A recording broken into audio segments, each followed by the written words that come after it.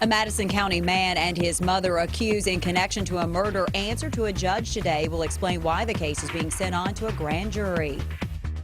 4 people died last night in what police describe as a suspicious house fire. The details ahead.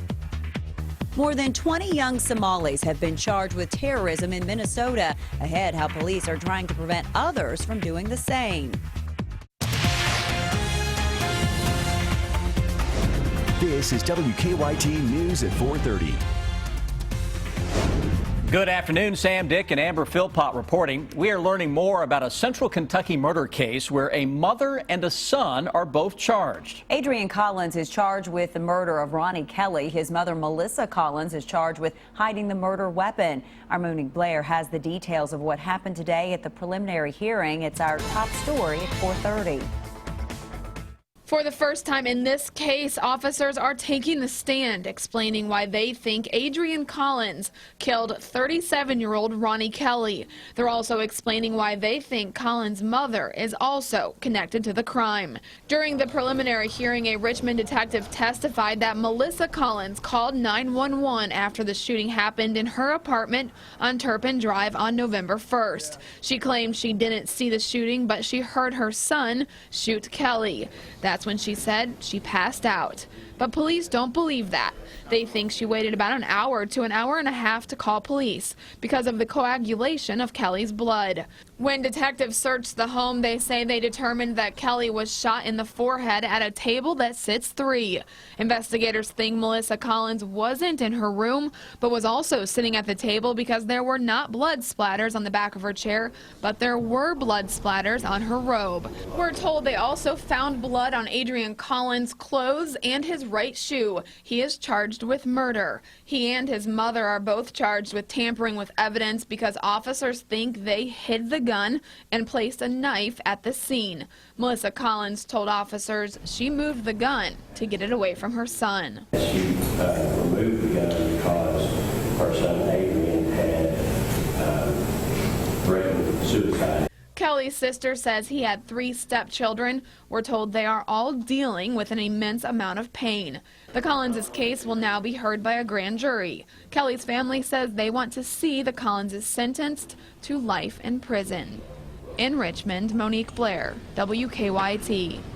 Kelly's family tells us he had been living in the apartment with Collins, but he had packed his bags and was planning to move out. There is still no word about what led to that shooting. 4 people died last night in what police describe as a suspicious house fire. It happened just before 10 in Murray. The victims include a 24-year-old, a 29-year-old, a 5-year-old boy, and an 18-month-old girl. The adults were a newly married couple. State police say this is an active criminal investigation, and the fire is being investigated as a case of arson. We brought in one of our Leica scanners. It's a 3D imaging software, and we're just using that to help process the crime scene. Autopsies are scheduled for all the victims tomorrow. We'll have more on the investigation ahead on WKYT News at 5:30.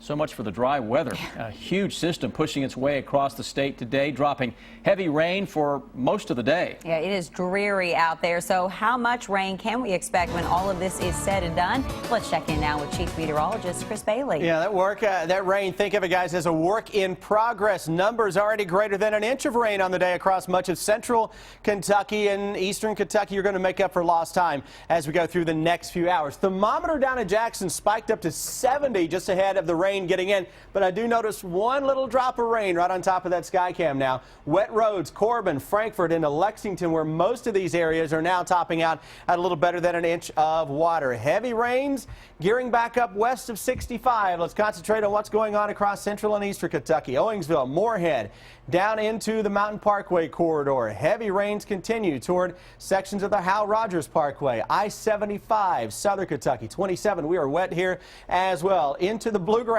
region. Look at all that heavy rain coming back into downtown Lexington as of right now. Those roads, again, with a lot of ponding of water on them and into the downtown area right now. We are seeing the steady rains that are falling from the sky, and that's going to continue to be a trend as we go through the next few hours. So if you're out and about traveling right now, the gusty winds and heavy rains will continue to be an issue right on into the early part of the evening, and then the rain gradually tapers off from west to east. When I come back in a little bit, guys, we'll talk about what replaces the rain with your weekend forecast. All right, Chris, thank you. Authorities say the suspected ringleader of the Paris attack and another fugitive wanted for the deadly rampage were not arrested in a massive police raid north of the capital early today, but could be among those dead. At least 2 people were killed in that raid and 7 others arrested, but the prosecutor says he's not able to give a precise and definitive number for the people who died. France's health minister says 195 people remain in the hospital after last Friday's terror attacks in Paris. He told Parliament that 3 of them are still in critical condition and 41 are in intensive care. Islamic State militants have claimed responsibility for the attacks, which left 129 people dead. The terror attacks in Paris have brought new scrutiny to Muslim communities around the world, and that includes the Somali refugees who have settled in Minnesota by the thousands. As Jamie Yukas tells us, ISIS has tried to recruit from that community, and now the community is fighting back. On any lineup, and Mukhtar Abdelkadir and Abdi Wahab Ali are 2 of 6 Somali officers in the Minneapolis Police Department. Their presence helps build trust within the largest Somali community in the United States. They call you before they call 911. They think like because I'm Somali, they can approach me and talk to me about things. Within this predominantly Muslim community, the officers are treated like rock stars. But it wasn't always this way. At the beginning, people were looking at me like, what is he doing? You know, why is he becoming a cop? Police in Somalia were seen as corrupt, so the department is working to change that perception, handing out Somali language business cards. Not only have the officers helped provide a better dialogue between the Somali community and the government, but their presence has also helped prevent recruitment. 5 Minnesota men are awaiting trial, accused of trying to join terror group ISIS. When it comes to terrorism or anything else, it's a small percentage of people that has a negative impact on the largest group of people. Community leaders say unemployment and isolation turned too many young people into targets for recruitment. Lured in by social media campaigns romanticizing jihad. One kid that we thought was going to that route, and the mom and the dad and the kid, we were able to convince them to work with us and completely change the way he sees things. Sometimes by the time they hear about it, it's too late. They say, Mom, I joined the terrorist group, I will see you in heaven. That's what they say. That motivates the officers to keep hitting the streets, to do recruiting for their side, the good guys. Jamie Yukas, CBS News, Minneapolis. The Somali American Police Association was founded in Minnesota, but it now has a network throughout the country to better engage immigrant communities. The Obama administration plans to steadily increase the number of refugees accepted in the United States for the next 2 years. The U.S. will accept 85,000 people in 2016 and 100,000 in 2017, mostly Syrian refugees. More than half of U.S. governors, including Kentucky Governor-elect Matt Bevin, object to plans to resettle Syrian refugees in the U.S.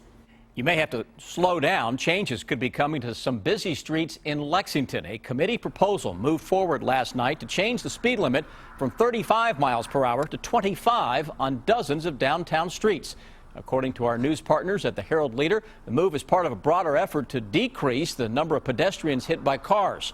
Some of the streets that could see lower speed limits include Jefferson, 4th, Upper, Limestone, and Waller. UK has agreed to drop the speed limit on some campus roads as well. The proposal now goes to the full Urban County Council for consideration.